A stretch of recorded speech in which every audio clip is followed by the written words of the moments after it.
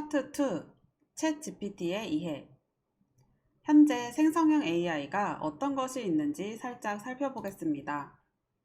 영상은 23년 11월 20일을 기준으로 제작되었습니다. 가장 유명한 챗GPT를 먼저 살펴보겠습니다. 챗GPT는 무료와 유료 버전이 있는데요.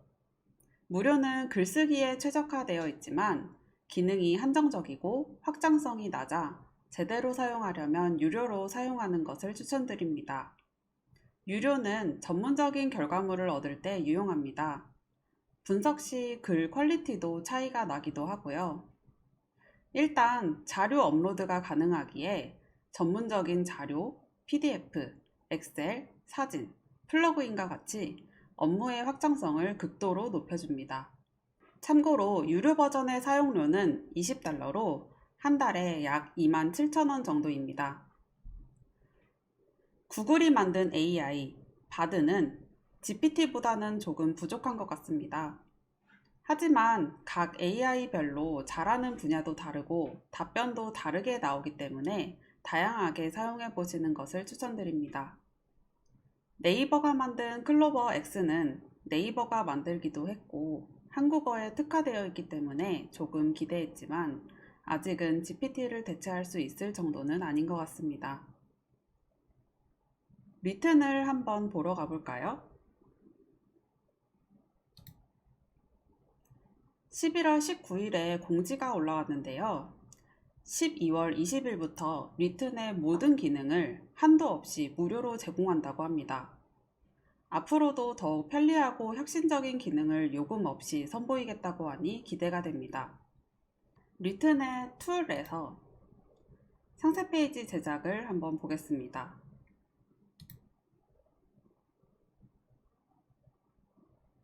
상품 한 줄 소개, 특장점, 포함 키워드 선택. 이 항목만으로만 상세 페이지를 제작하려고 하면 한눈에 봐도 많이 부족한 것을 느끼실 수 있을 것입니다. 단편적인 내용밖에 넣을 수 없기 때문이죠.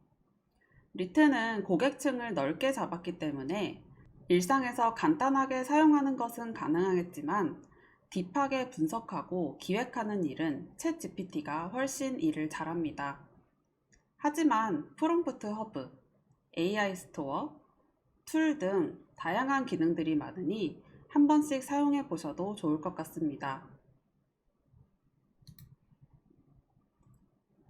클로드는 오픈 AI 출신 개발자가 구글의 지원을 받아 만든 서비스라고 하는데 한글 지원도 잘 되고 챗 GPT만큼 성능도 받쳐주니 앞으로 기대해봐도 좋을 듯 합니다. 기타 추가적으로 다양한 것들이 있긴 한데요. 결론적으로 현재 기획이나 업무의 확장 및 활용도를 본다면 챗 GPT가 압도적인 성능을 내고 있는 것이 사실이기 때문에 저희의 강의는 챗 GPT를 기반으로 진행하게 될 것 같습니다.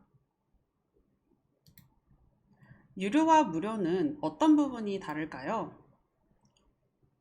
GPT 4.0은 월 결제를 해야 하기 때문에 활용법에 따라서 굳이 유료로 사용하지 않아도 되는 방법들도 있습니다. 함께 알아보겠습니다. GPT 사이트로 이동해 보겠습니다. 추라이 챗 GPT를 누르고 아직 가입하지 않으셨다면 사인업을 눌러 회원가입을 진행해 줍니다. 회원가입이 끝났다면 로그인 버튼을 눌러 로그인을 진행해 줍니다. 위쪽을 보시면 선택할 수 있는 부분이 있는데요. 유료 사용자라면 GPT-4, GPT 3.5, 플러그인 버튼이 보이실 거고요. 만약 무료 사용자분들은 GPT 3.5와 GPT 4가 보이실 겁니다. 무료는 3.5만 사용 가능하고 유료는 4.0과 플러그인 모두 사용 가능합니다. GPT 4.0의 좋은 점은 이렇게 첨부 파일 버튼이 보이시죠?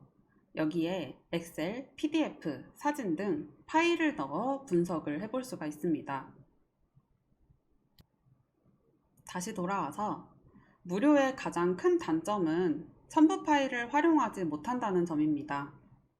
하지만 유료 버전만큼의 정보를 넣진 못하지만 무료 버전에서 가능한 만큼의 정보를 텍스트로 넣어 답변을 얻는 방법으로도 유료 버전의 흉내를 낼 수는 있습니다.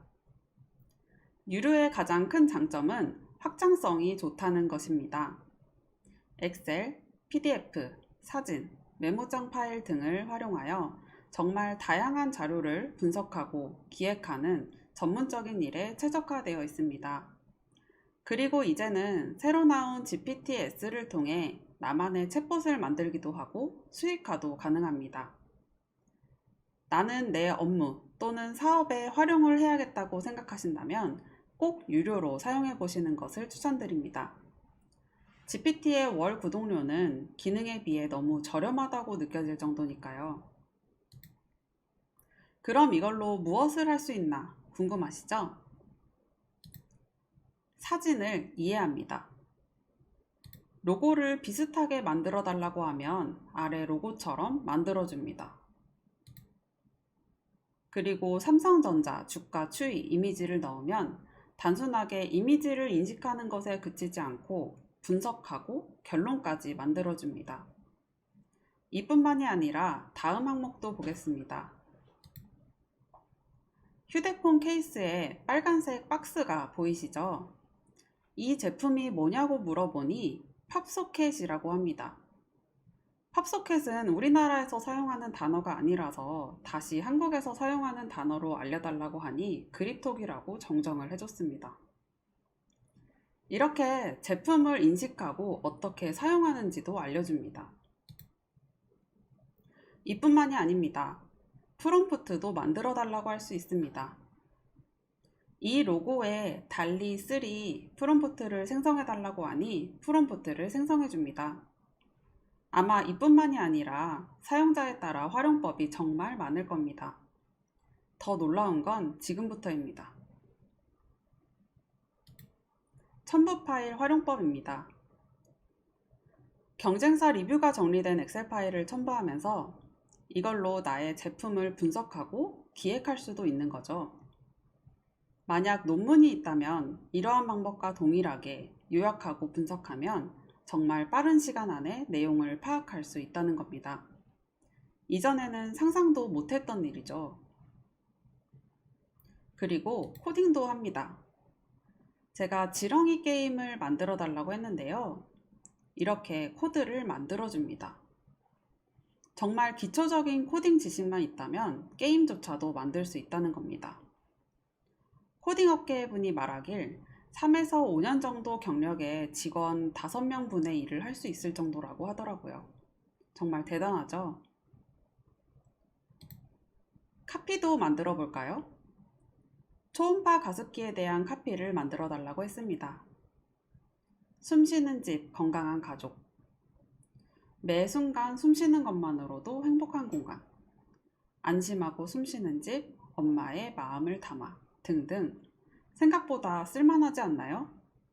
이런 걸 끝도 없이 만들어낼 수 있습니다. 사람보다 잘하지 않나요? 글쓰기도 잘합니다. 간단하게 블로그 글을 만들어 달라고 해봤는데요. 당신은 여행 블로그를 운영하는 서울에 사는 평범한 20대 여성입니다. 대답을 20대 여성이 쓰는 온라인 MZ세대의 말투로 해야 합니다. 글의 주제는 오사카 여행 맛집 투어, 특히 일본에서 유명한 음식을 위주로 작성해 주세요. 이렇게 여행 계획도 짜고요. 식당의 평가표도 작성도 해줍니다. 프롬프트만 잘 넣는다면 말투도 이렇게 사람처럼 작성이 됩니다. 이젠 GPT가 시도 쓰고 소설도 쓰는 것이 어려운 일이 아닙니다. 디자인도 해볼까요? 간단하게 로고를 만들어 봤는데요. 이런 로고는 이제 프롬프트만 잘 정리해 놓는다면 종류별로 무제한으로 찍어낼 수 있습니다.